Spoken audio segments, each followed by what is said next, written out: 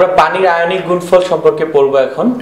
পানির আয়নিক গুণফল খুবই ইম্পর্টেন্ট একটা টপিকস। আমরা আস্তে ধীরে পিএইচ নির্ণয়ের দিকে এগিয়ে যাচ্ছি এবং সেই পিএইচ এর বেসিকটা শুরু হয় এই পানির আয়নিক গুণফল থেকে। অ্যাসিড বা ক্ষার নিয়ে আমরা আলোচনা করে আসলাম।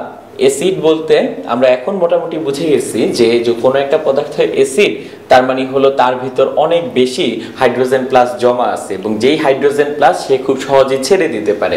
কোন একটা পদার্থ ক্ষার তার মানে তার ভিতর OH মাইনাস অনেক বেশি জমা আছে এবং সে খুব সহজে সে OH মাইনাস ছেড়ে দিতে পারে। যদি কেউ হাইড্রোজেন প্লাস ছেড়ে দেয় তাকে আমরা বলি অ্যাসিড, যদি কেউ OH মাইনাস ছেড়ে দেয় তাকে আমরা বলি ক্ষার। পানি একটা উভধর্মী পদার্থ, এটাও আমরা পড়ে আসলাম। এখন আমরা পানির আয়নিক গুণফল বের করে তার তাৎপর্য বোঝার ট্রাই করব। এখানে আমরা একটা বিক্রিয়া লেখার ট্রাই করলাম, পানির সাথে পানির বিক্রিয়া। অল্প একটু পানির সাথে আর একটু পানি যোগ করলে আর একটু বেশি পানি পাওয়ার কথা, বাট এখানে আমরা একটা নতুন জিনিস খেয়াল করব যে উভমুখী বিক্রিয়ার পর আমরা এখান থেকে পাচ্ছি হাইড্রোনিয়াম আয়ন এবং OH মাইনাস। অর্থাৎ পানি একটা উভধর্মী পদার্থ, এখানে একটা পানি আমাদের অ্যাসিড হিসেবে কাজ করছে এবং আরেকটা পানি ক্ষার হিসেবে কাজ করছে এবং সেখান থেকে একটা হাইড্রোজেন প্লাস বেড়ে গেছে আর একটা হাইড্রোজেন প্লাস কমে গেছে। এখন বিক্রিয়ক এবং উৎপাদ দুই পাশ থেকে যদি আমি এক অণু পানি বাদ দিয়ে দেই, আমরা যে ইকুয়েশনটা পাবো সেটা হবে যে পানি তার থেকে উভমুখী বিক্রিয়ায় হাইড্রোজেন প্লাস এবং OH মাইনাস। এবং এই বিক্রিয়াটার জন্য যদি আমি সাম্য ধ্রুবক বা বিয়োজন ধ্রুবক বের করি, সেটা হবে হাইড্রোজেন প্লাস এর ঘনমাত্রা ইনটু OH মাইনাস এর ঘনমাত্রা বাই পানির ঘনমাত্রা। এবং এইটাকে আমি আরেকটু সুন্দর করে লিখতে পারি যে হাইড্রোজেন প্লাস এর ঘনমাত্রা ইনটু OH মাইনাস এর ঘনমাত্রা ইজ ইকুয়ালস টু বিয়োজন ধ্রুবক ইনটু পানির ঘনমাত্রা। তো একটা জিনিস খেয়াল করি, আমাদের পানির ভিতর কিন্তু বেসিক্যালি দুই প্রকার আয়ন থাকে, H প্লাস আয়ন এবং OH মাইনাস আয়ন। পানির যে দুই প্রকার আয়ন আছে সেই দুই প্রকার আয়নের ঘনমাত্রার গুণফল আমরা এখানে দেখতে পাচ্ছি। আর ওই পাশের যে টার্মটা বিয়োজন ধ্রুবক ইনটু পানির ঘনমাত্রা, ওটা 25 ডিগ্রি সেলসিয়াস তাপমাত্রায় কিন্তু একটা কনস্ট্যান্ট ভ্যালু শো করে। অর্থাৎ আমাদের এই পার্টটুকুকে আমরা বলতে পারি পানির আয়নিক গুণফল, পানির দুইটা আয়নের গুণফল। এই H প্লাস এর ঘনমাত্রা ইনটু OH মাইনাস এর ঘনমাত্রা, এটাকে আমরা বললাম পানির আয়নিক গুণফল, প্রকাশ করলাম KW দ্বারা। এবং আমাদের এই পাশের যে টার্মটা K ইনটু পানির ঘনমাত্রা এট 25 ডিগ্রি সেলসিয়াস বিশুদ্ধ পানির জন্য, এই মানটুকুর যে ভ্যালুটা আমরা পাবো সেটা হলো 10 টু দি পাওয়ার -14। অর্থাৎ পানির আয়নিক গুণফল বলতে আমরা বুঝাই হাইড্রোজেন প্লাস এবং OH মাইনাস আয়নের ঘনমাত্রা, এবং এই দুইটা ঘনমাত্রার গুণফল বিশুদ্ধ পানির জন্য 25 ডিগ্রি সেলসিয়াস তাপমাত্রায় হলো গিয়ে 10 টু দি পাওয়ার -14। এটা সবসময় কনস্ট্যান্ট থাকবে যদি তাপমাত্রাটা কনস্ট্যান্ট থাকে।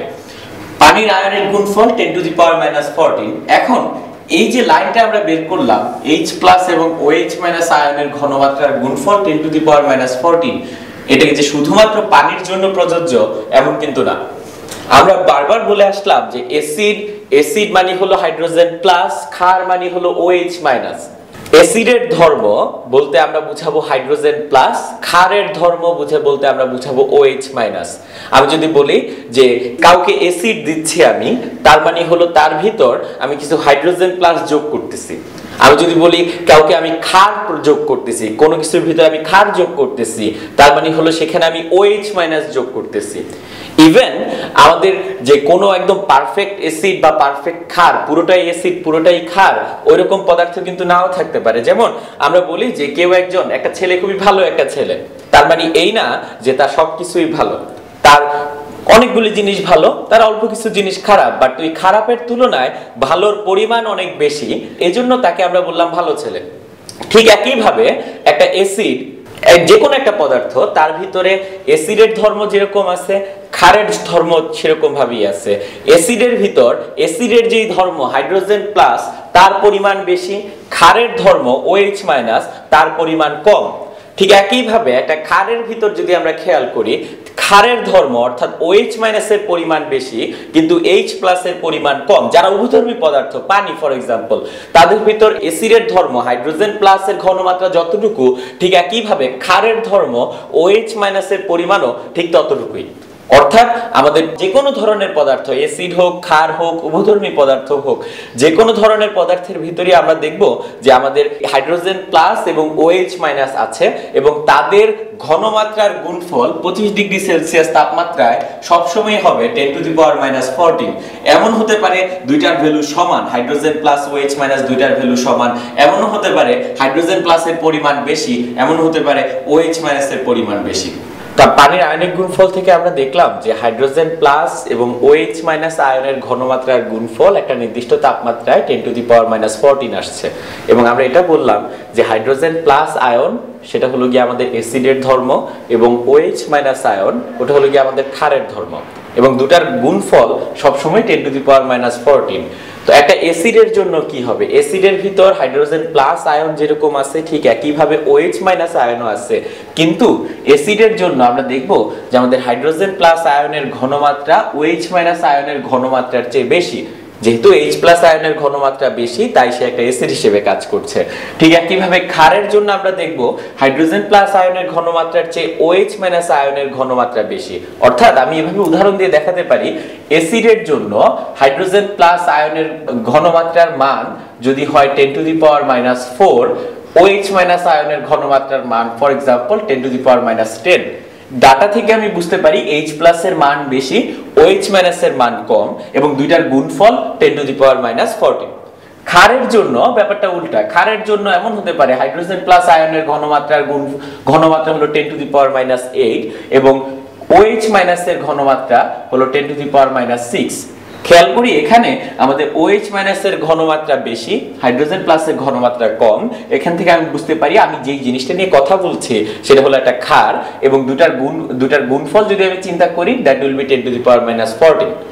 আর আমরা যদি উভধর্মী পদার্থের জন্য চিন্তা করি সেখানে অবশ্যই যেহেতু উভয় ধরনের ধর্ম সে সমানভাবে প্রদর্শন করবে তাই হাইড্রোজেন প্লাস এবং OH মাইনাস দুই ধরনের আয়নের ঘনমাত্রা সমান হওয়া দরকার।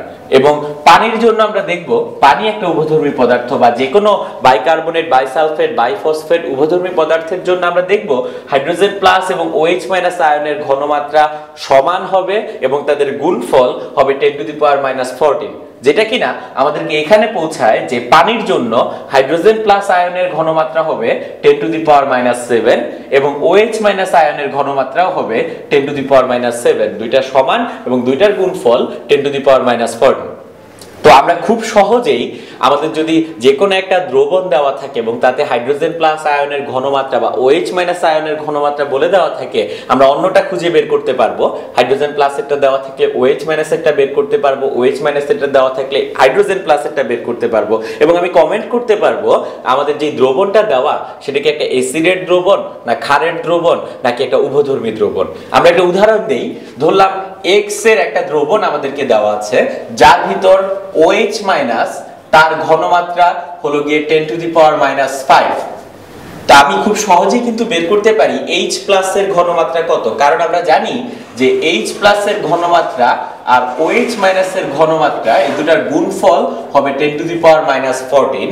সুতরাং আমাদের H প্লাস এর ঘনমাত্রা সেটা হবে 10 to the power minus 14 divided by 10 to the power minus 5, that is 10 to the power minus 9। অর্থাৎ আমাদের OH মাইনাস এর ঘনমাত্রা হলো 10 to the power minus 5, H plus এর ঘনমাত্রা হলো 10 টু দি পাওয়ার মাইনাস 9। যেহেতু OH মাইনাস এর ঘনমাত্রা বেশি H প্লাস এর ঘনমাত্রার চেয়ে, তাই আমি কমেন্ট করতে পারি আমাদের X নামে যে দ্রবণটা ছিল সেটা আমাদের একটা বেসিক দ্রবণ বা ক্ষারীয় দ্রবণ।